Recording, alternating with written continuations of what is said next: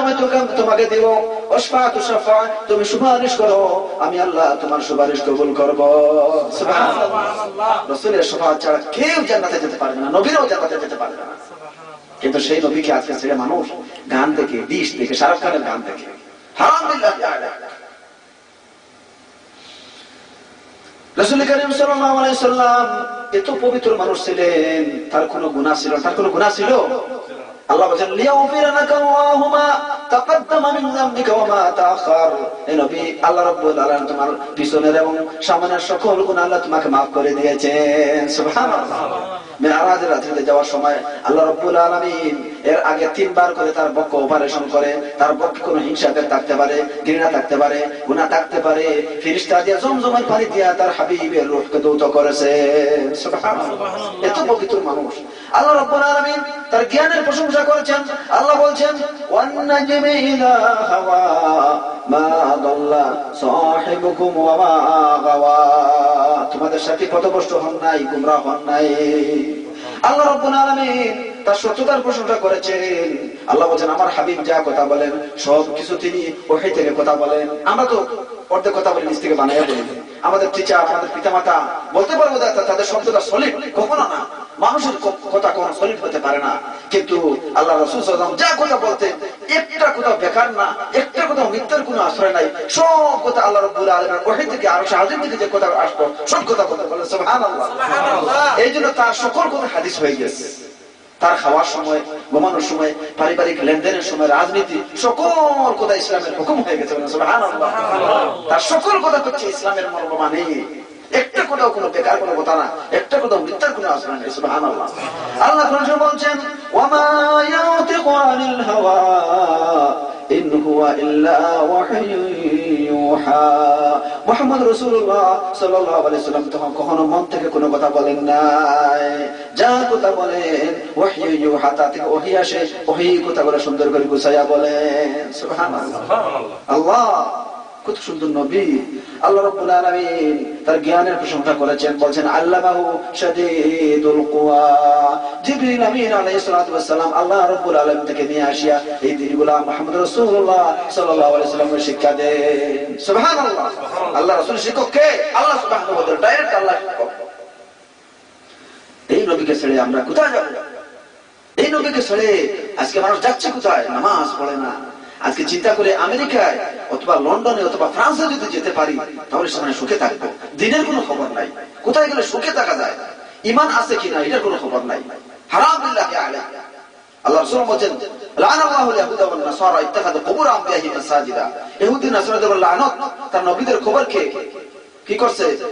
মসজিদ বানিয়ে ফেলাইছে। এই জন্য ইহুদি নাসারাদের কাছে না যাওয়া আমাদের জন্য ওয়াজিব।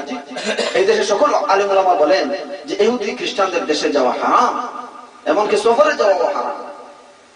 একমাত্র দিনের স্বার্থে যদি কেউ ওয়াজের জন্য, দিন প্রচারের জন্য যায় তাহলে সেখানে যাবে, চিকিৎসার জন্য যায়, কিন্তু রুজির জন্য সেখানে যাবেন আর উলঙ্গ বেহাপনা দেখবেন, কখনো ইসলাম এগুলো সমর্থন করে না।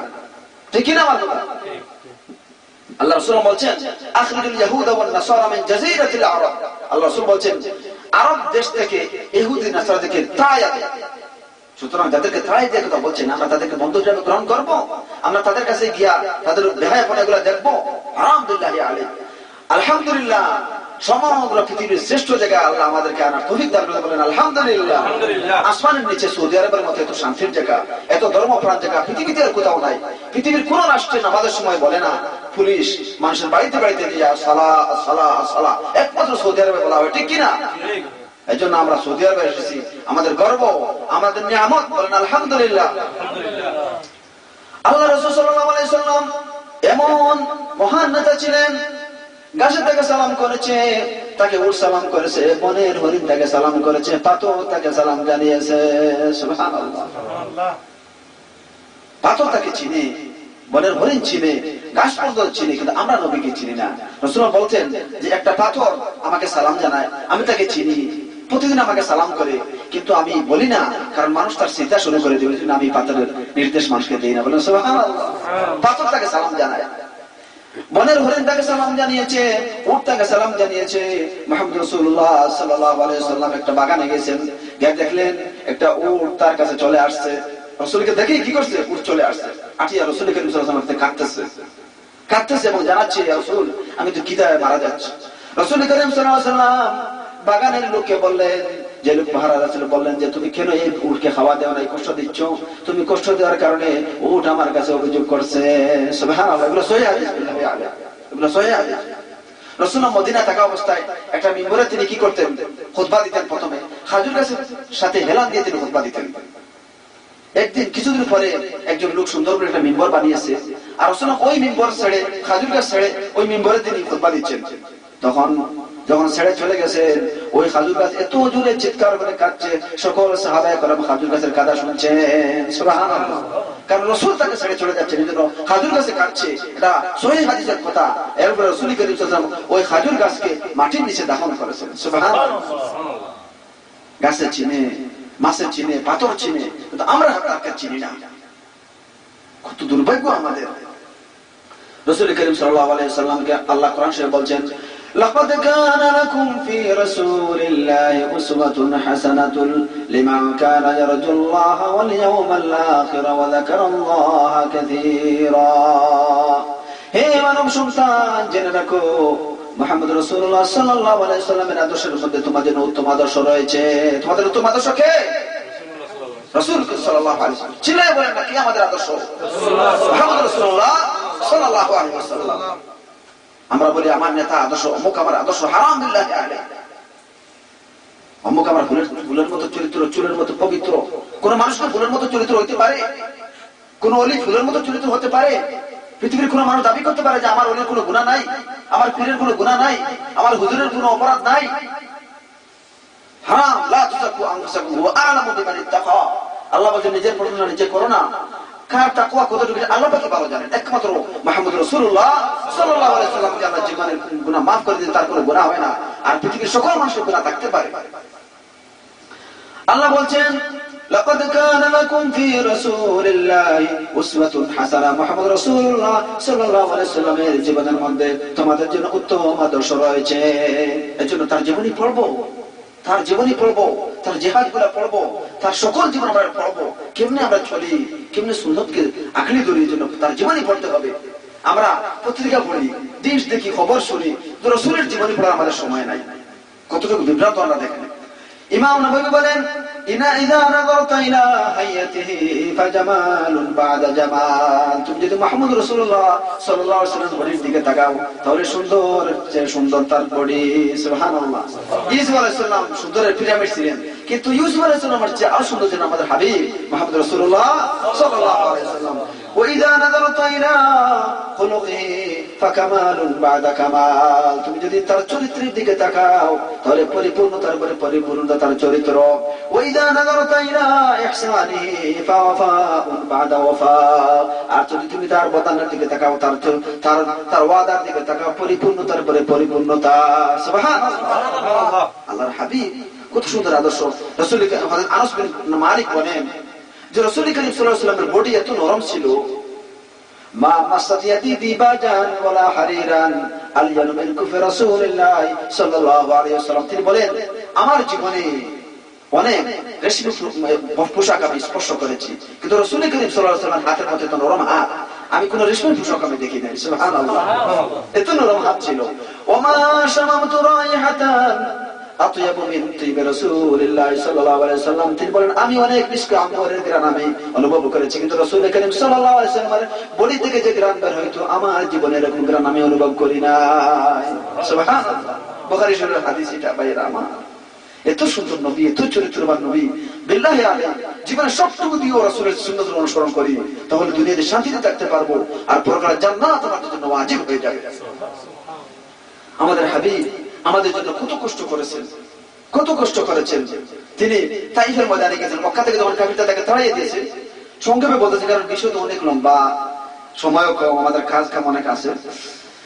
মক্কার লোকেরা যখন তাকে তাড়িয়ে দিয়েছে, রাসূল করিম সাল্লাল্লাহু আলাইহি ওয়াসাল্লাম নিরাশ্রয় হয়ে তাইফে গিয়েছেন। মনে করছেন তাইফবাসীরা আমাকে সাহায্য করবে, কিন্তু তাইফবাসীরা যখন বলছেন কুলু লা ইলাহা ইল্লাল্লাহ, তোমরা সবাই বলো আল্লাহ ছাড়া কোনো মাবুদ নাই, তাইফের লোকেরা তাদের বাচ্চাদেরকে, তাদের আবিদদেরকে সকলকে অর্ডার করেছে যে এই নবীর তোমরা পায়ে তোমরা পাথর মারো। কত কষ্ট করেছে তাইফের সকল বাচ্চারা, সকল আবিদরা তার পায়ে পাথর মেরেছে। রক্তাক্ত করে দিয়েছে। প্রতিমধ্যে একটা বাগানে এসে আশ্রয় নিয়েছেন আমাদের হাবিব। বাগানে আশ্রয় নেওয়ার পরে আল্লাহর কাছে অভিযোগ পেশ করলেন, আল্লাহ আমি তো আসছিলাম তাইফকে হেদায়েত করার জন্য, আল্লাহ তুমি আমার অভিযোগ শোনো। আল্লাহ তাআলা আমাকে রক্তাক্ত করে তাইফ থেকে বিতাড়িত করে দিল। সুবহানাল্লাহ। আল্লাহ রাব্বুল আলামিন আমার হাবিব আল্লাহ রাব্বুল আলামিন জিবরিল আমিনকে পাঠিয়ে বলছেন, ও জিবরিল আমিন আমার হাবিবের কাছে যাও। তখন কিন্তু রাসূলুল্লাহ যখন একটা বাগানে আশ্রয় নিয়েছিলেন তাইফ থেকে ফিরতে আসার সময়, তখন আরশ আযীম থেকে একটা মেঘমালা আসে রাসূল করিম সাল্লাল্লাহু আলাইহি ওয়াসাল্লামকে কি করছিল? ছায়া দান করছিল। সুবহানাল্লাহ, সহিহ হাদিসের কথা। এরপরে বলছেন, ও জিবরিল তুমি আমার হাবিবের খবরে যাও, আমার হাবিব কাঁদতেছেন, আমার হাবিবকে বলে দাও যিনি যদি চান তাহলে মক্কার সবচেয়ে দুইটা পাহাড়, বড় বড় পাহাড় আখশাবাইন, এই দুইটা পাহাড় আমি তাইফবাসীদের উপর আমি কি আমার তাইফবাসী হিসেবে আমি দুইটা পাহাড় আমি তাদের মাথার উপর কি করি? নিক্ষেপ করি। তখন রাসূল কি বলছেন? তাদেরকে ধ্বংস করে দেন। রাসূলুল্লাহ বলছেন, লাআল্লাল্লাহ ইয়াখরুজু মিন আসলাবিহিম মান ইয়া'বুদুল্লাহ ওয়া লা ইউশরিকু বিহি শাইআ। রব্বুল আলামিন তুমি তাইফবাসীকে ধ্বংস করিও না, সম্ভবত তাদের মধ্য থেকে এমন কোন লোক বের হবে যারা আল্লাহকে আল্লাহর ইবাদত করবে, আল্লাহর সাথে কাউকে শরীক করবে না। সুবহানাল্লাহ, তার রহমত আমাদের প্রতি ছিল। দেখেন আজকে আমরা কোথায় যাচ্ছি, রাসূল কত কষ্ট করলেন। এরপর রাসূল মদিনায় হিজরত করলেন, মদিনায় গিয়ে শান্তি পেলেন না। উহুদের ময়দানে কাফিররা মক্কা থেকে সেখানে গিয়েছে রাসূলকে মাইর দেওয়ার জন্য। উহুদের ময়দানে কাফিররা রাসূল করিম সাল্লাল্লাহু আলাইহি ওয়াসাল্লামকে পাথর মেরে তার দান্দার মোবারক, দাঁত মোবারক শহীদ করে দিয়েছে। রাসূল করিম সাল্লাল্লাহু আলাইহি ওয়াসাল্লামের ঠোঁট চিরে দিয়েছে। রাসূল করিম সাল্লাল্লাহু আলাইহি ওয়াসাল্লাম 70 জন সাহাবীকে তারা শহীদ করে দিল। সুবহানাল্লাহ, কত কষ্ট করেছেন দ্বীনের জন্য। এরপর রাসূল করিম সাল্লাল্লাহু আলাইহি ওয়াসাল্লাম রাসূল করিম সাল্লাল্লাহু আলাইহি ওয়াসাল্লামের চাচা হামজার কলিজা ইহুদি মহিলা কাফিরদের একজন মহিলা হিন্দা, তার চাচার কলিজা চর্মন করতেছিল, কলিজা বের করে চর্মন করতেছিল, দেখাইতেছিল দেখো আমরা এগুলো সব পারি। এত কষ্ট করেছেন মুহাম্মদ রাসূলুল্লাহ সাল্লাল্লাহু আলাইহি ওয়াসাল্লাম আমাদের জন্য। খন্দকের যুদ্ধে রাসূল করিম সাল্লাল্লাহু আলাইহি ওয়াসাল্লাম এত বিপর্যস্ত ছিলেন যে খন্দকের যুদ্ধের সময় অনেক দিন তাদেরকে আটকায় রাখছিল। রাসূল করিম না হইয়া পাথর পাচ্ছিলেন তার পেটে, খিদার যন্ত্রণা। আজকে আমাদের কত টাকা পয়সা, কিন্তু টাকা পয়সার জন্য কি আমাদের খাদা খেয়ে দেখে সারাদিন আমাদের টাকার চিন্তা, টাকার জন্য পাগল হয়ে যাচ্ছে। আর আসমান জমিনের সর্দার মুহাম্মদ রাসূলুল্লাহ সাল্লাল্লাহু আলাইহি ওয়াসাল্লাম খন্দকের যুদ্ধের সময় না খাওয়ার কারণে পেটে পাথর পাচ্ছে, এত কষ্ট করেছেন। এরকম কষ্ট করছেন আমাদের মুহাম্মদ রাসূলুল্লাহ সাল্লাল্লাহু আলাইহি ওয়াসাল্লাম। সুতরাং ভাইরা আমার, আমরা যেন মুহাম্মদ রাসূলুল্লাহ সাল্লাল্লাহু আলাইহি ওয়াসাল্লাম অনুসরণ করি, তার সুন্নতের ইত্তেবা করি, তার জীবনে অনুসরণ করি। আল্লাহ কোরআনে বলছেন, যদি তোমরা মুহাম্মদ, দয়া করে আপনারা সব মোবাইলগুলো বন্ধ করেন, কারণ ডাকে আওয়াজ হয়, প্লিজ বন্ধ করেন। আল্লাহ বলছেন, তোমরা যদি আমার হাবিবের অনুসরণ না করো, আল্লাহ রাব্বুল আলামিন দুনিয়াতে তোমাদেরকে শাস্তি দিবেন, আখিরাতে তোমাদেরকে শাস্তি দিবেন। অনেকে মনে করে খাওয়া দাওয়া ভর্তি করো, যা খাও, কারণ দুনিয়াতে এগুলো কোনো অসুবিধা হবে না, এগুলো তো মারা যাওয়ার পরে। অনেকে বলে বাদাই, এগুলো কবরে। আল্লাহ রাসূলের বিরোধিতা করেন, দ্বীনের বিরোধিতা করেন, দুনিয়াতে আল্লাহ তোমাদেরকে শাস্তি দিবেন। আল্লাহ বলেন, ইন্নাল্লাযীনা ইয়াউযুনা আল্লাহ ওয়া রাসূলাহু লা'আনাহুমুল্লাহু ফিদ দুনিয়া ওয়াল আখিরাহ ওয়া আ'আদ্দা লাহুম আযাবান মুহিনা। যারা আল্লাহ আল্লাহ রাসূলকে কষ্ট দিবে, আল্লাহকে কেমনে কষ্ট দেয়? আল্লাহর বিরোধিতা করে, নামাজ পড়ে না, গান থেকে অবাধে চলাফেরা করে, রাসূলকে কেমনে কষ্ট দেয়? রাসূলের বিরোধিতা করে, রাসূলের দ্বীনকে যারা প্রতিষ্ঠিত করতে চায় তাদেরকে নির্যাতন করে, তাদেরকে মিথ্যুক বলে, তাদের বিরুদ্ধে তুহমত দেয়। সুতরাং যারা আল্লাহ আল্লাহ রাসূলকে কষ্ট দিবে, আল্লাহ কি ব্যবস্থা রাখছেন? লা'আনাহুমুল্লাহু ফিদ দুনিয়া ওয়াল আখিরাহ। আল্লাহ রাব্বুল আলামিন তাদের উপর দুনিয়া আখিরাতে তাদের উপর অভিশাপ দিবেন। লা'আনাহুমুল্লাহু ফিদ দুনিয়া ওয়াল আখিরাহ ওয়া আ'আদ্দা লাহুম আযাবান মুহিনা। আর মারা যাওয়ার পরে আল্লাহ রাব্বুল আলামিন তাদের জন্য যন্ত্রণাদায়ক শাস্তি তাদের জন্য আল্লাহ রাব্বুল আলামিন রেডি করে রেখেছেন। একজন সাবধান, আলিম ওলামাদের বিরুদ্ধে, রাসূলের বিরুদ্ধে, রাসূলের যারা অনুসরণ করে তাদের বিরুদ্ধে কথা বলিয়েন না, তাদের বিরোধিতা করিয়েন না, ধ্বংস হয়ে যাবেন দুনিয়াতে। আল্লাহ বলছেন, ফালিয়াহযারিল্লাযীনা ইউখালিফুনা আন আমরিহি আন তুসীবাহুম ফিতনাতুন আও ইউসীবাহুম আযাবুন আলীম। যারা আল্লাহ আল্লাহ রাসূলের বিরোধিতা করে, আমার হাবিবের বিরোধিতা করে, ইউখালিফুনা আন আমরিহি আন তুসীবাহুম ফিতনাতুন, বিপর্যয় দেখা দিবে, আও ইউসীবাহুম আযাবুন আলীম, যন্ত্রণাদায়ক শাস্তি, জাহান্নামের শাস্তি তাদের ভোগ করতে হবে। অনেকে দেখেন আলিম ওলামাদেরকে গালাগালি করে, দেশে বলে আলিমুলামা তো দেশটা খাইছে। কারণ আলিমুলামা তো কি অন্যায়ের বিরুদ্ধে কথা বলে, মদের বিরুদ্ধে কথা বলে, সুদের বিরুদ্ধে কথা বলে, ধর্ম নিরপেক্ষতাবাদের বিরুদ্ধে কথা বলে। এই জন্য আলিমুলামাদেরকে ভালো লাগে না। আলিমুলামা হচ্ছে